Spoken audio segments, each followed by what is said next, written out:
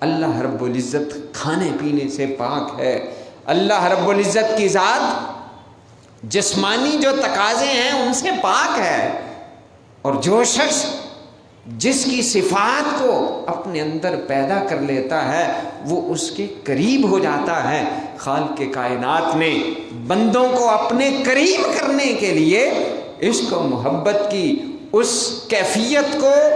پایۂ تکمیل تک پہنچانے کے لیے اور اس جذبے کی تسکین کے لیے روزہ فرض کر دیا ہے۔ اور جب آدمی روزہ رکھ لیتا ہے، آپ نے سنا ہوا ہے آقا دو جہاں صلی اللہ علیہ وسلم نے فرمایا ہے، اس کی عظمت اور شان یہ ہو جاتی ہے، بالعموم تو انسان جو ہے سارے ہی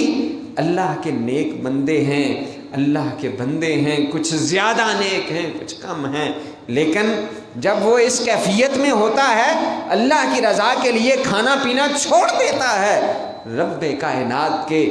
محبوب نے ارشاد فرمایا کہ اس کے منہ کی جو سمیل ہوتی ہے، اس کی جو بو آتی ہے، اللہ رب العزت کو وہ مشک سے بھی زیادہ محبوب بن جاتی ہے۔ اس کی یہ کیفیت ہو جاتی ہے کہ جو وہ بندہ کہ جو کوئی دوسرا اسے اپنے پاس بٹھانے کے لیے تیار نہیں ہے، اس کے منہ کی بو سونگھنے کے لیے تیار نہیں ہوتا، اس کو اللہ پاک اٹھا کر اتنا درجہ بلند کر دیتا ہے کہ اللہ رب العزت اس کے منہ کی بو کو بھی پسند فرما لیتا ہے۔ اس کی اتنی عظمت ہو جاتی ہے، اس کی اتنی شان ہو جاتی ہے۔ اور رسول اللہ صلی اللہ علیہ وسلم نے ارشاد فرمایا کہ جس کی زندگی کے اندر رمضان مبارک کا مہینہ آئے اور وہ اس کے اندر اپنی مغفرت کا سامان نہ کر لے، اپنی بخشش کا سامان نہ کر لے، اور اس کے اندر عبادت کر کے، ریاضت کر کے، نوافل ادا کر کے، کہ اس کے اندر سارے جو ہیں وہ ساری عبادات بندہ کر سکتا ہے، صدقہ و خیرات بھی کر سکتا ہے، نماز نوافل کی صورت کے اندر، تراویح کی صورت کے اندر ادا کر سکتا ہے، اور اللہ رب العزت کے رستے میں خالق کائنات کے لیے